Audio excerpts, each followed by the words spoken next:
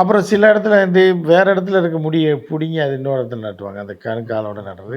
அதில் நிறையா வெரைட்டிஸ்லாம் இருக்குது. இதெல்லாம் இருக்குது. இது வந்து மிக மிக சாதாரண விஷயம் கிடையாது, ஆபத்தானது.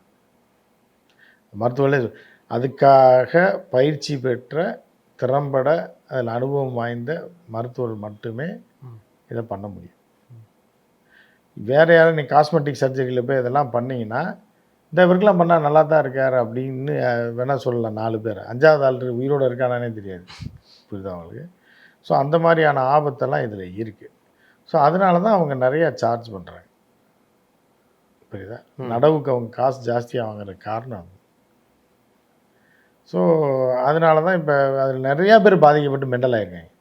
மனநலம் பாதிக்கப்பட்டிருக்காங்க, உடல்நலம் பாதிக்கப்பட்டு அதோட முடிக்காக மூளையும் இழந்து ரொம்ப மோசமான நிலைமைக்கு போயிருக்காங்க. ஸோ இந்த மாதிரிலாம் இருக்கிறதுனால தான் இப்போ அரசு வந்து அதை வந்து ஒரு பெரிய இதாக கொண்டு வந்துருக்கு. நீங்கள் வந்து சாதாரணமாக விக்குன்னு சொல்லி வைக்கிறீங்கல்ல, பேஸ்ட்டு தடவி ஒட்டுவாங்க, அதுவே மிகுந்த ஆபத்தானது. கண்ணு போயிடும், அந்த தலையில் கெமிக்கல்னாலையா? ஆமாம். ஏன்னு கேட்டால் ஒரு இயற்கையாக ஒரு விஷயம் என்ன அப்படின்னு பார்த்தீங்கன்னா, ஒரு மனிதனுக்கு வந்து முடி உதிர்தலை அவனோட சிந்தனை, அவனுடைய செயல்பாட்டின் அடிப்படையில் தான் அது இருக்கும். பாடி ஹீட் ஆகி இதான் அதாகும். அப்போ இந்த தலைக்கு இப்போ மண்டை சூடாகுதுன்னு வைங்கள, மண்டை சூடாச்சு பயங்கரமான.